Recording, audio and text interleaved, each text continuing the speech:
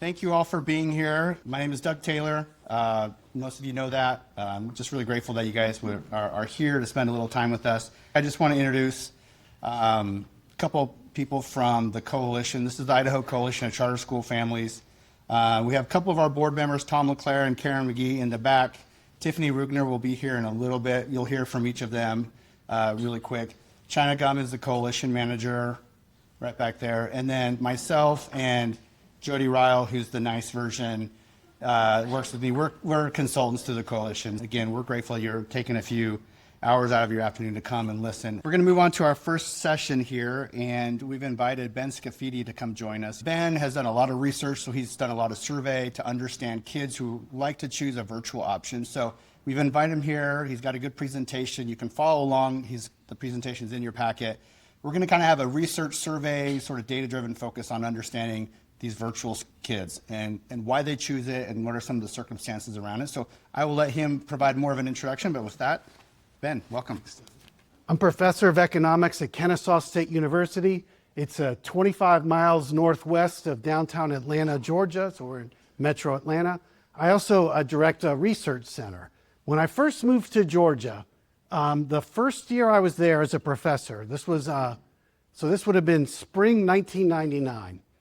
A new governor, Roy Barnes, a Democrat, had just got elected governor of Georgia, and our dean called us in. There was 3 of us who did education policy, and he said, we want you to work on their education reform commission. This is going to be a big deal.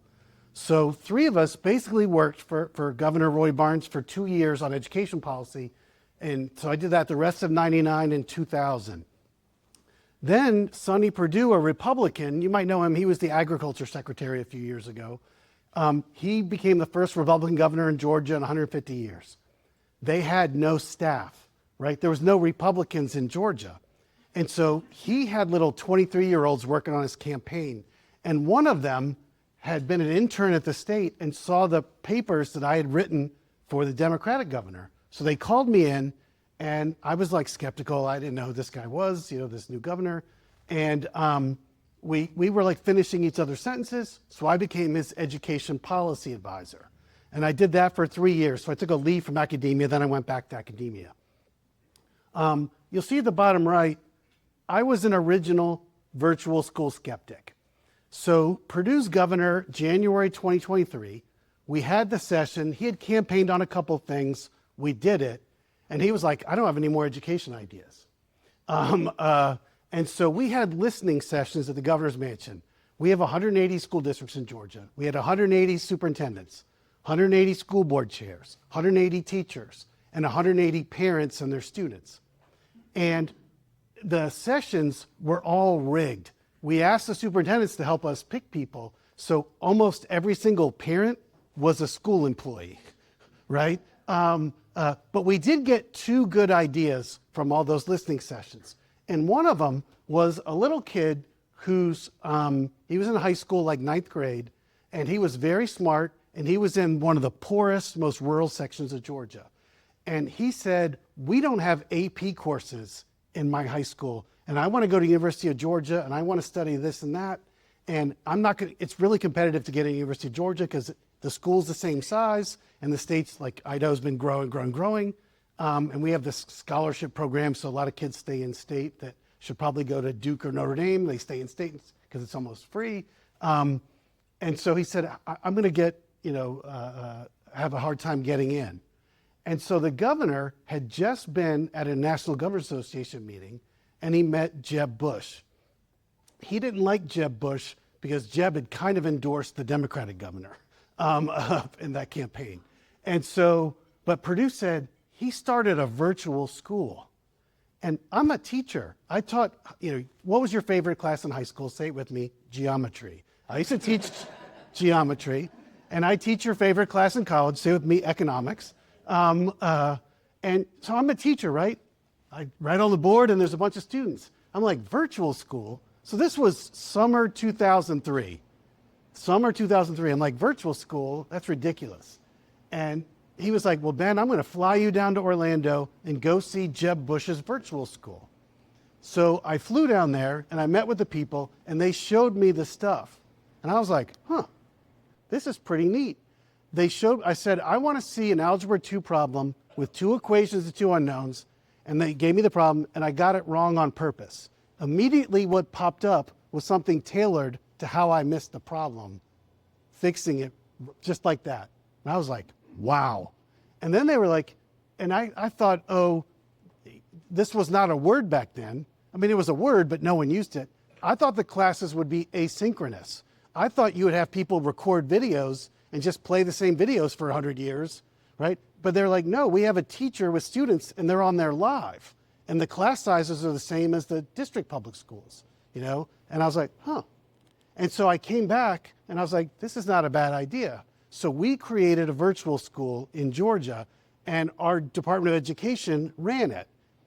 We have an elected state school superintendent. And so I said to her, why don't you contract it out? Because there was these companies that I came to learn of. And she promised me, oh, we'll look into that.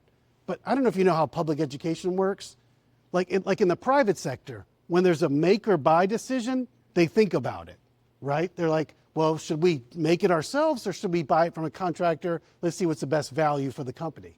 In public education, they don't think about it. It's always make, right? They do it in-house. And so she had been a public educator, and so they just said, and to this day, the virtual school run by the state is terrible. It's asynchronous. They have lesson plans. Sometimes the material doesn't make sense. My kids took a couple classes from this state virtual school. It's terrible. They should have contracted it out. And that was my mistake for not putting that in law. Later, I became the first chair of our state charter school commission, our state authorizer. And then we got declared unconstitutional, so they passed a constitutional amendment. I'm actually back on that commission. They wanted me to be chair, but I passed. But let me tell you one personal story. So after I was done working for those governors, and I would have stayed there, but my wife, we had young kids, and she was like, you need to get out of there. She made us move to rural Georgia. She grew up in a small town. So we moved to a cute little small town, Milledgeville, Georgia, and I got a job at the college there. And the public schools were terrible. 2 of our kids are non-white, adopted, and that they were treating them really badly. And so, you know, I'm a professor. I don't make a ton of money. There was a segregation academy private school in the small town. It was a former segregation academy. It was somewhat integrated when I was there, but I was a little sketchy. I was like, you know, there was another private school that was 25 miles away that was on donated land, and they had trailers that the public school district up there had gotten rid of. So it was in these crummy trailers on donated land, and the tuition was affordable for us, so we sent our kids there. After a year, the school closed because of financial reasons. It was an amazing private school. It was Episcopalian. We had nowhere to go. Well, I was like, well, we can't put them back in the public schools, and I'm skeptical about that former segregation academy private school, the only private school in town. And I was like, well, you know, when I was on the charter commission, we approved these 2 virtual schools. So we looked into it. So we sent our kids to a Stride K-12 virtual school. I wish I had taken a picture. One day our family was out doing something, and we came home, and UPS had delivered all these boxes on our front porch because we had 4 kids enrolled. There was a crap ton of boxes that said K-12 on it with science equipment, with books, and with all these school materials. I could not believe the amount of the material. And my wife will tell you to this day, that was the best school our kids ever went to, was that virtual school. We just did it for 1 year. Then I went, and it was a lot of work on my wife and I, you know, to have them at home because she was working, I was working. And so I talked to the former segregation academy, and they had integrated more at that point. So we put them in there, and it worked out. But then we moved to Atlanta. We're back in district public schools. But what I want to tell you is, think back to when your children were first born, your firstborn child. A lot of families, when their firstborn child is born, and if you live in a rural community, some rural communities are very proud of their high school. And they say, when their kid's born, I can't wait to send you to county name high school, right? That's where I went. That's going to be great. Or think about if you're Catholic, right? I can't wait to send you to the Catholic school I went to. Or if you're Jewish, I can't wait to send you to the yeshiva or the Jewish day school that I went to. Or if you live in a suburban area, I can't wait to send you to that great suburban school district with a great football team where I went, right? How many parents, when their first child's born, it's like, I can't wait to send you to a virtual school. Let's count together, 0. Not one single kid grows up where their parents are like, I can't wait to send you to the virtual school, yay, right? You know why? Because the parents didn't go to that. They didn't know what it was. They were like me. They were like, what the heck is this, right? So that just tells you a little bit of background about me and how I came to this. What I learned that year, our kids, 4 of them went to the virtual school, was K-12 did a lot of stuff where they got you together with the other families in the area. Like you'd meet at the park or you'd meet at McDonald's or whatever and different things. And what I noticed about the other kids in the virtual school was all of them were there for specific reasons. Most of the families that I met, they had their other kids were in public and private schools, and they had one kid in the virtual school. And it was because that child was having problems either in their life or at their school. And so, I'm a researcher, and I go to conferences, and I meet people, right? I met the lead researcher at Stride, K-12, and I told her about some of these stories. I was like, you guys need to do a study, right, where you survey parents and ask them what was going on with their students when they were in their prior schools and see why they chose a virtual school. She was like, yeah. So that went on for 9 years. I was asking them, you need to do this study. Finally, they said yes. And that's what I want to talk about today. Why do families send these kids to these virtual schools? Because when they were born, they weren't hoping to do that, right? So in late 2022 and early 2023, some of you might have seen me speak. I was here, I think, 2 years ago at the Inn at 500 Capital or whatever it's called. I was with a group called EdChoice. They're a private school choice organization. I'm a fellow there, all right? So I know the people at EdChoice well.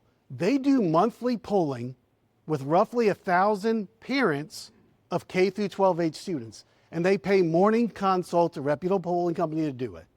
All right? And then Stride K-12, they poll 10% of their families, and they randomly select them just to kind of see how the schools are going, how they can improve, whatever. So EdChoice and Stride let me put the same questions on both their surveys at the same time. I got about 2,100 families in brick and mortar schools through the EdChoice polling, and I got 895 families in the Stride K-12 polling. All right, I got to define something first. Movers are students who are in one school sector that used to be in a different one. All right, so for example, my 2 examples up here.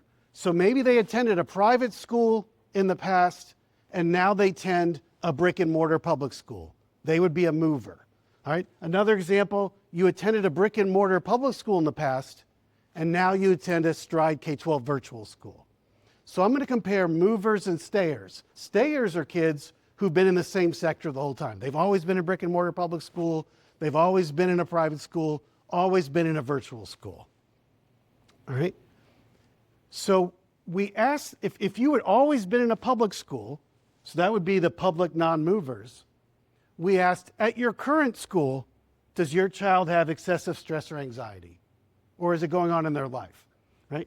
If you're a mover, we asked them, when they were in their former school, did you have excessive stress and anxiety? Look at this. Movers have way more excessive stress and anxiety than kids that have never moved in a public school. So these first 2 bars are all public school students. Some of them have been in public school the whole time. Some of them had been in another sector and moved to the public school sector, right? So you see that movers to the K-12 virtual schools especially had way more stress and anxiety in their lives. And if you remember, this is from late 2022, early 2023. That's when kids had a whole lot of stress in their lives with the COVID stuff going on, right? So my guess is all these bars are probably a little bit lower now, right? So that was a big time then. All right. Next, is your child depressed? You can see the movers had a lot more than the public non-movers, right? Did your child face cruelty, right? Public non-movers about 6%, movers to public 8%, movers to stride 12%. So you can see the pattern. The movers had a lot more stuff going on in their lives, either at home or at school or in their personal life, than kids who stayed. So that tells me parents who are switching sectors are doing it for very important reasons, right? Concern for your child's physical safety, same pattern. Did your child have a bad peer group? Same pattern. Other difficult circumstances. So look at this. Public non-movers, only 1.2%. And then I asked them to specify what was a difficult circumstance, right? Look at the Stride K-12. I don't want to put the quotes up there because they were so personal. I just worry about privacy issues. These stories would make your hair curl. Parents they wanted to tell me. So most of these 21% of the movers of Stride could have fit them into another category, but I think they wanted to tell their story.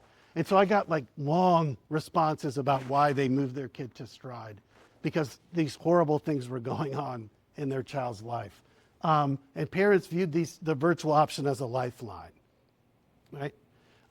This is actually an interesting thing.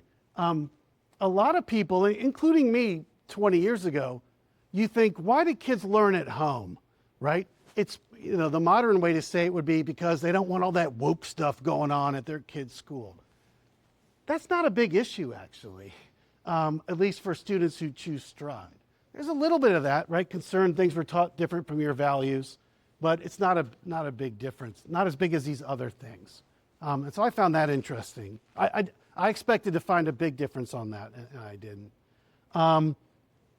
The other thing that's important, about 3/4 of students in the Stride K-12 survey had been in another sector and moved to a virtual school. Public school students, it's only 22% in my survey, right? So Stride students are much more likely to be movers. So that's who these virtual school kids are. Their kids, 3/4 of them were in some other school sector and moved to a virtual school, and they are much more likely to have issues in their life or at their prior school than when they moved to Stride. So it seems like families are making good decisions when they move to another school sector. But an important question is, are these virtual schools any good, right? And when I say lots, there's about 6 or 7 empirical studies that are about as well done as could be done that show, they're called value-added studies. And I'll give you an example. What these studies do is, say you take, I'll use myself as an example. Let's say I'm a 3rd grader, I'm white, I'm male, and let's say I'm not low income. So if I go to a virtual school in 3rd grade, they would match me to another white male, not low income, in a public school who has about the same test scores as me, right? Then they look at our value-added gains between 3rd and 4th grade. And then the other student, he stayed in a brick and mortar public school for 4th grade, but I moved to the virtual school. And they look at my 4th grade test scores compared to my 3rd grade scores and compare those changes to his who stayed in the public school. Does that make sense, how they do these studies? And that makes perfect sense, right? That's how I would do those studies, right? There's 6 or 7 of these, and they find that virtual schools, those learning gains, are not nearly as big as students who were in the brick and mortar schools. So they find like negative effects. And so if you are a researcher like me, and we were all in a room, and you polled them, probably 90% would say, we should shut down these virtual schools, right? Their learning gains aren't as big, right? But are these studies right? I'm an economist, right? And so you got to ask yourself, there's over 350,000 American children in virtual charter schools, right? There's other American children in state or district virtual schools, but these are virtual charter school students. Are they all wrong? Are they all just stupid, right? I mean, I could believe me and this guy would make bad decisions. We don't know each other.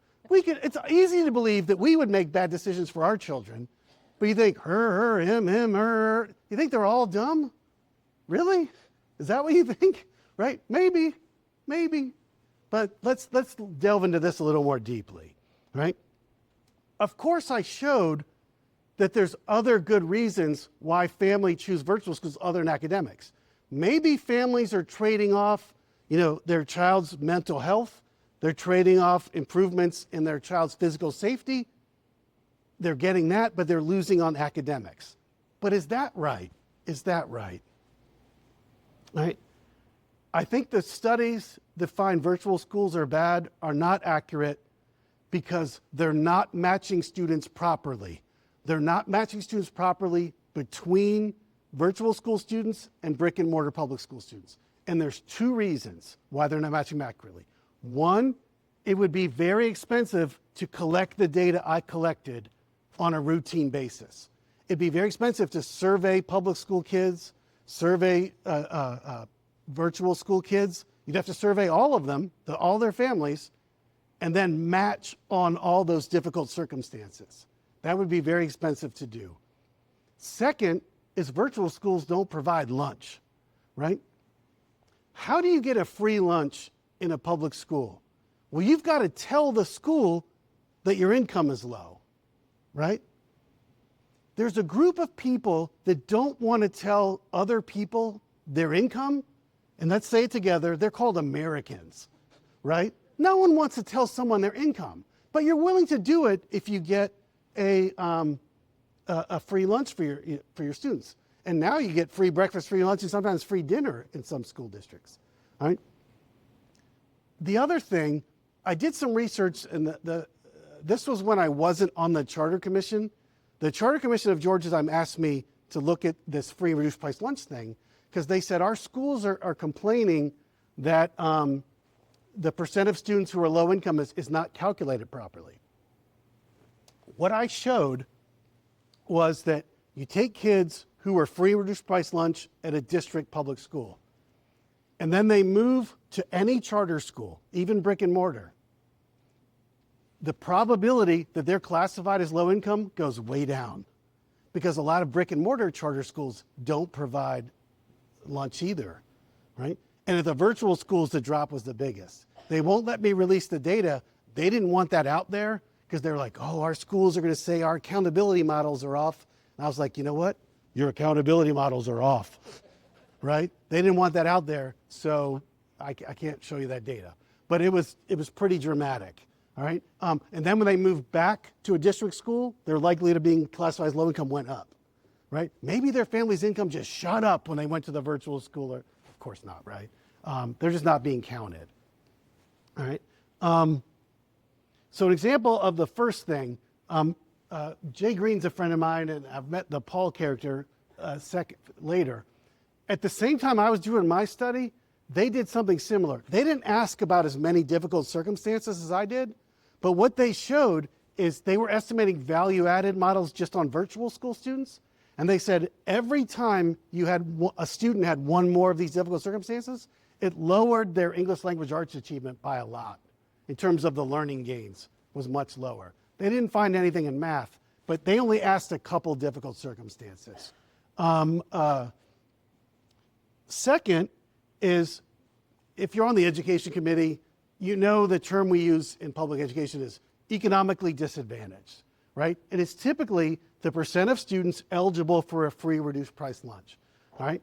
And I told you I'm a nerd at the beginning. Do you guys know about the community eligibility provision that President Obama did?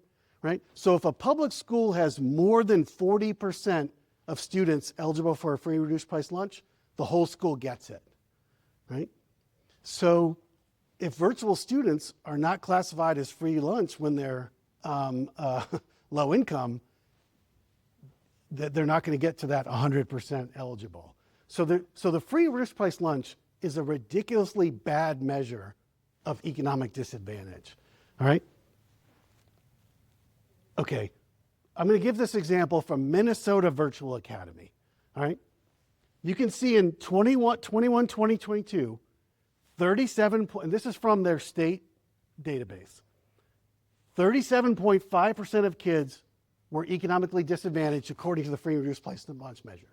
And then you remember, I know you'll remember this because it was huge news. Summer 2022, horrible economic recession hit Minnesota that didn't hit anyone else. Do you remember that? No, you know why? Because it didn't happen, right? There wasn't some big, and look, so these are students that were enrolled in this virtual school both years. So it's the same students. It shot up to 60%.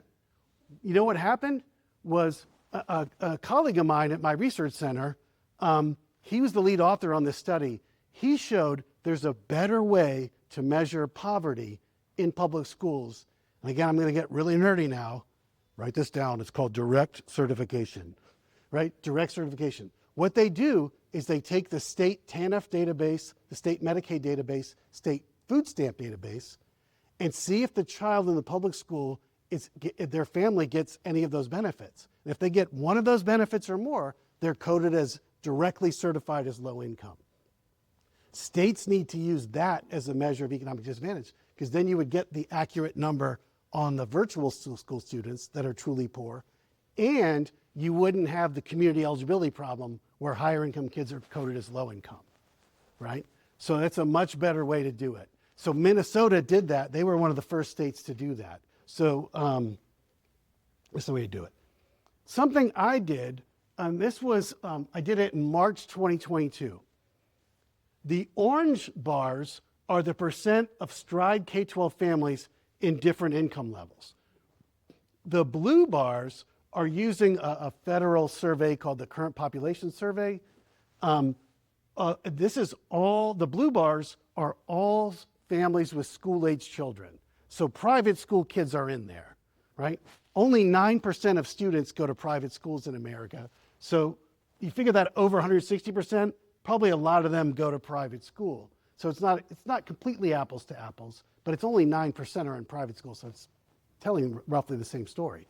You can see, if you look to the left at the lower income levels, Stride students are more likely to live in low income families, and non-Stride students are much more likely to be in higher income families.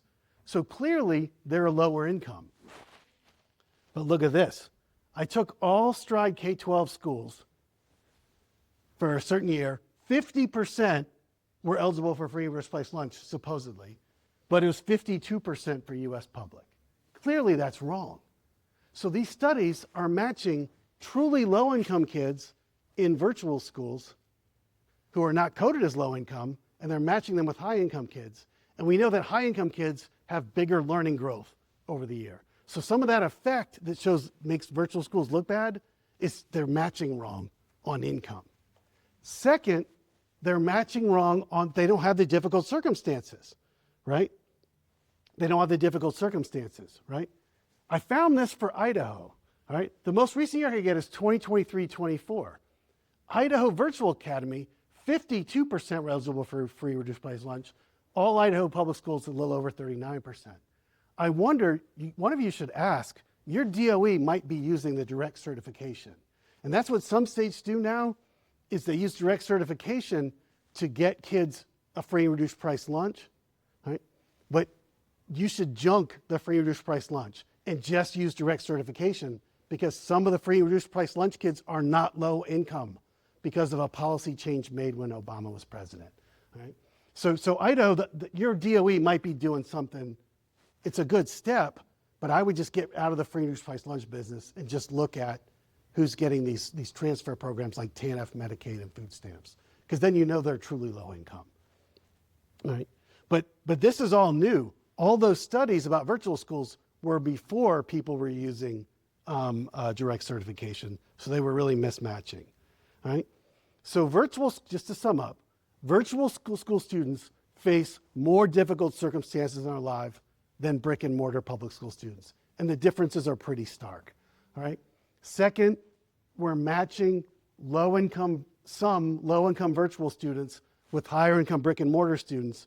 So these value-added models, for those two reasons, might be way off. Again, to be a broken record, you should have your DOE report just direct certification numbers for every school in the state, whether it's a brick and mortar public, a brick and mortar charter, or a virtual charter. And you should use that as your measure to compare apples to apples. I wrote a paper on all of this. I will email it to you, Doug, and you feel free to share it with them. It's under review in an academic journal now. I've presented it to academic audiences a lot. And people's eyes, like research nerds, their eyes get really big. And back when I worked for the Democratic governor, we were putting in No Child Left Behind style accountability before the federal government made us do it. And the district public schools screamed and yelled. And what they said was that we have kids in certain schools that are so low income, they have so many issues in their life that are not being picked up just by being coded low income or not. And so you're going to penalize schools that serve a lot of high need students. And you know who listened to them? No one, right? I think they're right. Next, I want to do this study just on district public schools and see how more advantaged public schools, what kind of difficult circumstances their kids have versus more disadvantaged public schools and what they have. And so, see, I bet you're going to find the same story. And they told us, they screamed and yelled back then, and nobody listened. All right? Why do students go to virtual schools? Often because they face difficult circumstances in their lives or in their former schools. They have much higher rates of these than brick and mortar students. These difficult circumstances are correlated with smaller learning gains, and the effects are big. And we're matching students that are low income in virtual schools to higher income students. You should be very cautious when people show you those 6 or 7 studies about virtual schools don't have as big a learning gains as brick and mortar schools. I think they're way off. And again, just use common sense, right? Do you really think 350,000 plus and growing families are all wrong?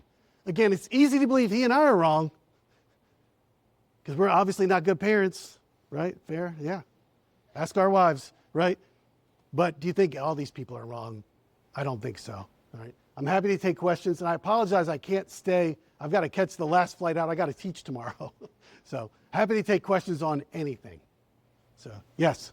Do you do anything on the length of time students are in virtual schools? Like, A lot of families said they intended to only, like their kid had some issue, and they intended only to be there 1 year. And so that's very common. So those kids are not even in some of these studies because they're only there 1 year. Yeah, that's pretty common. I would ask the virtual schools here what their experience is, but the national data was it's pretty common. That's a short spell. And that was the parents' intent. Yeah. Parents view these as a lifeline, something for a short term often. Good question. What percent of virtual school kids switch to a virtual, switch back, and then switch back again? I don't know the answer to that. That's a great question. flexibility for parents come into play at all? It seems like in this new generation, parents. I should have asked that. I was asking more difficult circumstances about the students because that's what I observed meeting the other kids in Milledgeville, Georgia that were going there. They all had issues going on, except for ours. I wonder if it was for the parents. Yeah. True story. The guy who gives money to my research center is a guy named Tommy Bagwell. And he told me when I met him, he was like, I'm not into this school choice stuff. And then we were talking, because that's what a lot of us do research on. And he said he had a lot of money. He wanted to travel with the kids and stuff. And he said the public and the private schools were really mean to him.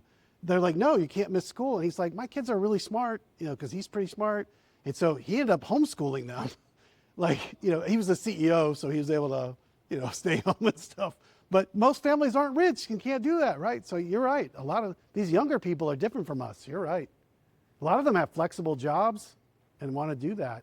And the kids can get a lot of enrichment and things, Yeah, good. That's a good point. So before virtual schools were in, I would consider a mover because when I was educating my children, I went from public school, and then at that time it was I chose an effective curriculum where they actually sent. This was back before they were even there. They would actually send a cassette tape of a classroom, and then we would go back and forth and do that. But one of the reasons why I decided to do that for my children, because when they were in second and third grade at the time, they were reading words, but they weren't comprehending. And so when I went to the school, I said I would like to hold them back for a year, and this is in second and third grade. And at that time, they were more worried about their social, skills and their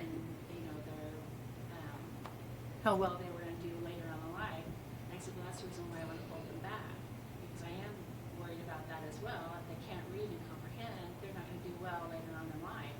And so that was one of the reasons why we removed our children, because at the time the school would not allow us to hold them back, because they all had to keep going forward. And I think we've done a lot of children a disservice with that, and not trusting the parents to really know what's best for their children.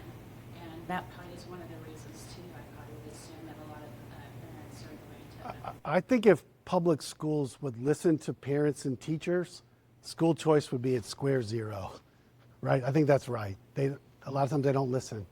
Yeah. That's a great point. Speak to the difficult circumstances. Are those resolvable? Do you have any data on which ones are resolvable, like this kid's parents came out of jail versus this kid still is dyslexic? That would be that's another great study idea, is follow up and say, ask parents what's going on, and then pull them a year or two later and see if it got resolved. That would be, in the 21% who had other and wrote stuff, so many of them said, they were in a bad peer group and now they're not. And so, and the anxiety and the depression, they were telling, yes, those were very common. And some of the kids were getting beat up, and they're like, now they're not getting beat up, so. Are any of the charter schools, virtual charter schools you're talking about, providing supports for parents on the emotional side to help their kids? Things like anxiety and depression, things you talked about. I don't know. Any of them- I don't know. I don't know. Ask the virtual school people here. They're behind you. Do you guys do that? Can we So- hear about it? Yeah, go for it. Yeah. Can you guys talk about that? I'm Alex, and what I'm with the Wilderness District. But we have a virtual school, so we have a few programs. We partner with the Cook Center, the foundation group out of, and that's not the full name, I can get that. But they have parent guidance, so they have therapists that, it's very parent-facing. So if you have a kiddo who's dealing with anxiety, the therapist is recording a session, a webinar, to talk to parents about how they can help their kiddo. So it's very parent-oriented. We have our school counselors and school supports. We partner with different organizations that come alongside both the kiddo and come alongside the parents as well. And I worked with Kelly back in the day, and we similarly had provided support groups for both the kiddos and the families. Does that answer? Thank you. Anything else? I'm getting on a plane to Georgia, so anything else? Yes. And how it's measured. How do you do it? Has anybody solved it, or has anybody made an attempt? So that's a great question. The last 3 to 5 years and moving forward, the state of the art in school choice research just generally is moving away from looking at test score gains, because there's other problems that I didn't talk about. It's looking at, do you finish high school? Do you go to college right away? Do you succeed in college? And then a couple studies have looked at labor market earnings when you get out. And like most of that work's been done on brick and mortar charter schools. It is very positive for brick and mortar charter schools. So while brick and mortar charter schools, while the test score gains tend to kind of look like district test score gains, they might be a little higher, might be a little lower, but they're about the same. Brick and mortar charter schools blow away district schools on getting kids into college, succeeding in college, and labor market earnings. But there's only a few studies on that, but there's a lot more in the pipeline. But that's what people are looking at, is like later life outcomes. At a different pace, a different way they learn. And so you think sometimes that we're putting those pressures on them to cause anxieties? I think nowhere near a majority of students have that, but yes, some slice of students, I've observed it one-on-one, absolutely.